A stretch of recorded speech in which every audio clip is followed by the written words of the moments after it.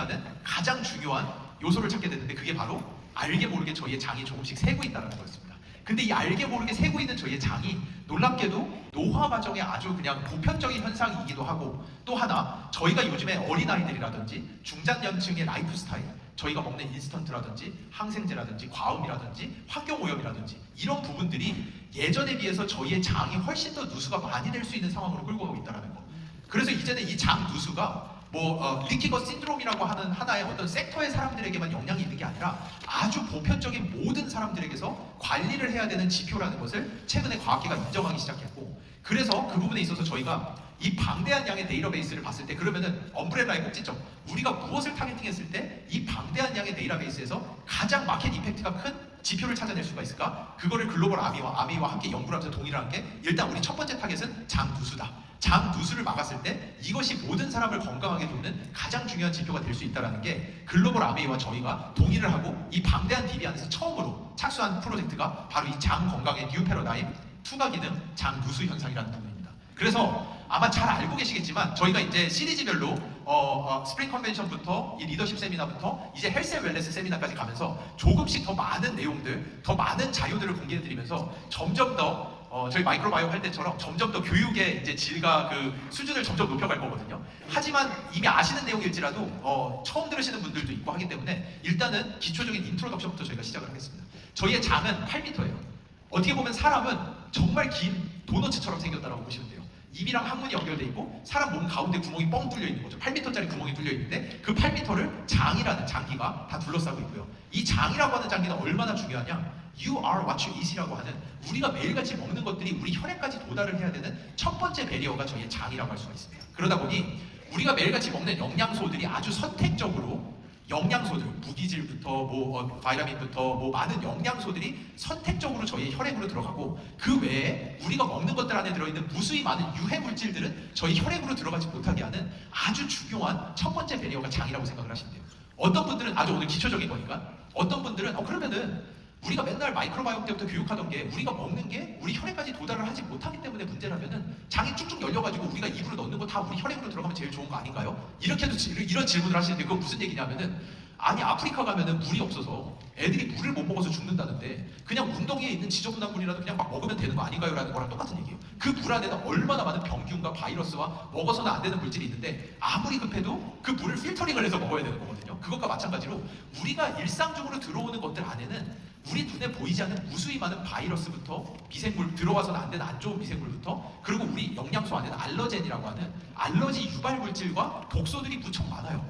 이것들이 무분별하게 우리 혈액으로 들어오면 안 되고, 우리 장으로부터 영양소는 추려서 넣어주고 독소는 들어오지 못하게 막아주는 첫 번째 기능이 우리의 장벽 건강, 장 누수를 막아주는 아주 중요한 지표입니다. 그러다 보니까 도대체 왜 면역세포들의 70%가 장 주변에 모여있고 장이 우리 몸의 첫 번째 면역기관이라고 하느냐? 이 장이 누수가 되면서 유해 물질이 들어오기 시작하면은 너무 당연한 거죠. 우리 장 주변에서 미약한 염증 반응, 크로닉 인플라메이션, 만성 염증 반응들이 시작되고요. 이게 바로 아까 제가 말씀드렸던, 과학자들이 그렇게나 찾아 헤매는, 도대체 사람 몸이 정상적인데 왜 이 저浓도의 염증 반응이 지속적으로 나오면서 우리 혈관에다가 안 좋은 물질이 쌓이게 하고, 우리 뇌세포를 염증 세포들이 공격을 하면서 뇌가 브레인 포그가 끼게 하고 인지 기능이 떨어지게 하고, 왜 이 저濃도의 염증 반응들이 지속적으로 일어나면서 갑자기 내 몸의 면역세포들이 내 관절을 공격하기 시작하고 류마티스 관절염이 생기기 시작하고, 이런 현상들의 대부분이 장이 얼마나 우리 눈에 보이지 않지만 얼마나 미세하게 새고 있는가에 따라서 이런 것들이 결정된다는 겁니다. 그리고 방금 말씀드렸다시피 놀랍게도 장이 열리면은 영양소가 혈액으로 쭉쭉 들어가는 거 아닌가 이렇게 생각을 하시는데, 실제로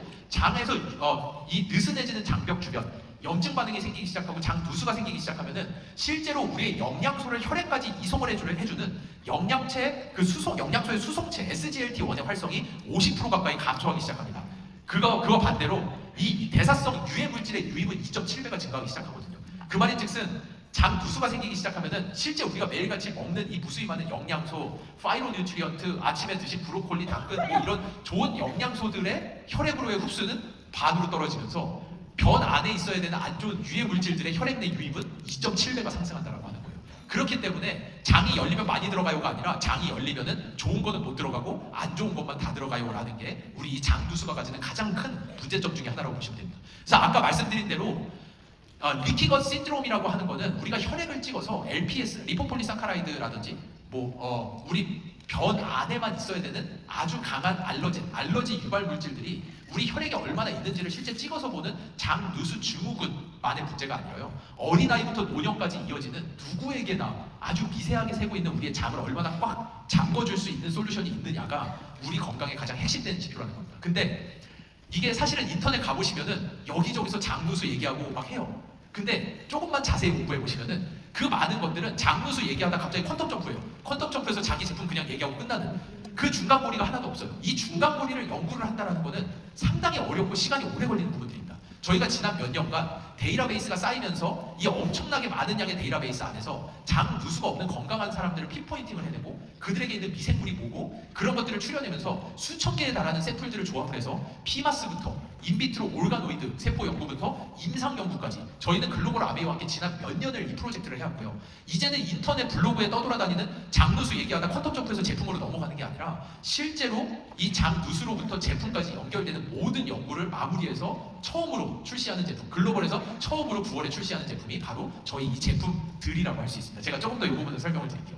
그래서 특정한 사람이 아니라 누구에게나 문제가 되는 지표. 저희가 이거를 생애 주기로 조금 잘라서 잠시 보면은 어린아이들 같은 경우에는 요즘에 인스턴트 식품, 방부제, 마이크로바이옴의 붕괴 그러다 보니까 장벽 건강의 핵심이 되는 물질들이 적어지기 시작하면서 의외로 어린아이들에게서 장 누수 현상이 많이 나타난다는 보고가 많이 있습니다. 그러다 보니 어린아이들이 우리가 이해할 수 없는 옛날에는 안 그랬는데 도대체 왜 이렇게 ADHD, 어린이 신경정신과 이슈들, 어린아이들의 성장이 옛날에 비하면 엄청 잘 먹음에도 불구하고 잘 성장이 되지 않는 아이들이 많아지고 요즘에는 옛날에는 말도 안 되는 수준으로 어린아이들부터 크론병이라든지 자가면역계 질환, 면역 이상 반응들이 폭발적으로 증가하고 있거든요. 아토피 천식 환자의 숫자는 어린아이 아토피 천식 환자 숫자는 80년대, 70년대에 비교할 수 없을 정도로 폭발적으로 증가하고 있는 그 모든 이유들 중에 중심에 있는 게 바로 어린아이들부터 시작되는 장벽 누수 현상이라고 보시면 됩니다. 그래서 실제로 논문들에서도 어린아이들에게서도 장벽 세포 주변의 염증 반응부터 그러다 보니 이 아이들의 성장 호르몬에 영향을 미치고 아이들의 성장권 세포에 영향을 미치고 키가 성장하지 못하는 현상까지 이어진다는 것들이 논문으로 이미 많이 정리가 되어 있습니다. 그리고 그 다음 청소년으로 넘어가면은 요즘 청소년기의 학생들의 이 브레인 디스펑션, 뇌 기능 저하라든지 이상 반응이라든지 너무나도 많아요. 이런 것들도 대부분 장 주변에서 만들어지는 미세한 염증 세포, 염증 반응이 우리의 뉴로 인플라메이션, 뇌신경 염증이라고 하거든요. 옛날에는 몰랐는데 이 염증 반응이 우리의 뇌를 공격하면서 뇌 기능이 떨어지기 시작하고 여기에서부터 일단 시작되는 게 바로 브레인 포그 현상, 불안증, 인지저하, 무기력감 이런 것들이 우리 청소년들에게 아주 많은 이유 중에 하나가 바로 장벽이 튼튼하지 못하기 때문이에요. 이 아이들 그 마라탕부터 아시죠? 이거는 진짜로 이 아이들의 장벽 건강도 아주 저희가 신경을 많이 써야 되는 영역이라고 일단은 짧게 오늘 시간 관계상 짧게 말씀드리고 넘어가겠습니다. 그리고 이제 중장년층으로 넘어가면은 과음, 기름진 음식, 밤에 야식 이런 것들이 우리의 장벽 건강을 다 와해시키거든요.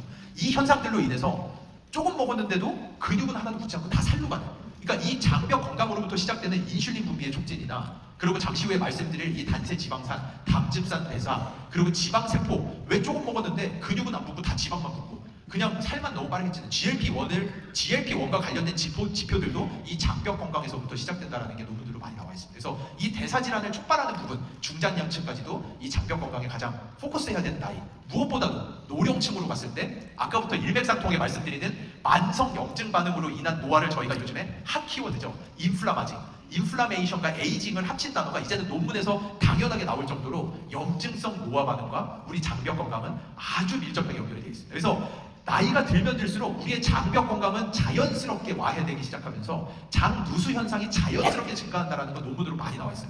그렇기 때문에 무엇보다도 노령층이 되면서부터는 장벽 건강에 무엇보다도 신경을 써야 됩니다. 그러면은 우리가 도대체 글로벌 아메이와 이제는 12만 건에 거의 육박하는데요. 12만 건에 육박하는 데이터베이스 안에서 핀포인트 했던 핵심 지표들이 뭐냐? 바로 그게 이 단세지방산 안에서도 저희가 최근에 마일랩 지표로까지 만들어낸 뷰티르산이라고 하는 물질입니다.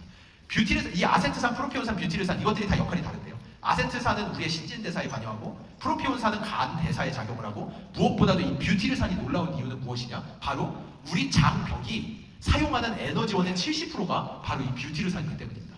우리 몸이 놀랍게도 우리 몸은 포도당을 주 에너지원으로 써요. 대부분의 세포, 뇌부터 해서 모든 세포는 포도당을 에너지원으로 쓰는데 정말 놀랍게도 우리 장만큼은 에너지원의 70%를 뷰티르산으로 사용을 합니다. 우리 장이 얼마나 크냐면요. 우리 장이 펼치면은 테니스 코트만 해요. 그 테니스 코트만한 사이즈의 장기가 이 뷰티를 사는 에너지원으로 쓰는데 또 한 가지 정말 놀라운 거는 이 뷰티를 사는 사람이 만들지도 못하고요. 여러분이 따로 식품으로 섭취할 수도 없고요. 오롯이 우리 장내 미생물에만 의존을 해야 돼요. 어떤 분들은 나 아마존 가서 그 뷰티를 사 먹었는데 이런 얘기 하시거든요. 화학 구조적으로 완전히 다른 것들이에요. 여기서 제가 장담하건대 뷰티르산을 드셔보신 분은 아무도 없습니다. 왜냐? 이 뷰티르산이 우리 똥냄새의 원천되는 물질이거든요. 이거를 드셔보신 분은 제가 장담하건대 아무도 없으세요. 그리고 무엇보다도 이 뷰티르산을 뭐 내가 역겨운 걸 참고 이 뷰티르산을 먹는다고 하더라도 뷰티르산은 조금만 양이 많아지기 시작하면은 몸에 해로울 수가 있는 데다가 이 뷰티르산이 소장에서 흡수되는 것과 대장에서 흡수되는 것은 완전히 다른 이야기예요. 처음에 6m의 소장에서 흡수되면은 다 살로밖에 가지 않아요. 얘네들이 실제로 대장에서 미량으로 지속적으로 만들어지면서 흡수가 됐을 때 장벽 건강의 핵심되는 지표가 되거든요. 그렇기 때문에 여기에는 엄청난 디자인이 필요해요. 무슨 디자인이냐? 우리의 헬스 팩토리라고 하는 이 마이크로바이옴을 활용하는 엄청난 디자인이 필요합니다. 그렇기 때문에 이거는 원 스텝으로 가는 게 거의 불가능에 가까워요. 그래서 저희가 포커스했던 것들이 무엇이냐? 이 뷰티르산까지 도달하기 위한 첫 재료들이 무엇이냐? 뷰티리제닉 팩터라고 하는 아세테이트와 락테이트의 생성이 먼저 만들어져야 돼요.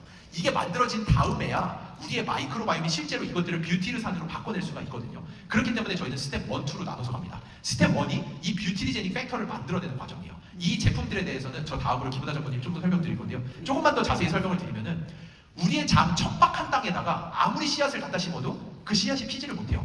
첫 번째 스텝은 일단 우리의 땅을 비옥하게 만들어줘야 돼요. 이 비옥한 땅에서 뷰티리제닉 팩터라고 하는 실제 뷰티르산으로 만들어질 수 있는 영양소들이 만들어진 다음에 두 번째 스텝, 그 씨앗을 적절하게 넣어줬을 때 드디어 뷰티르산이라고 하는 열매가 만들어지는 거고요.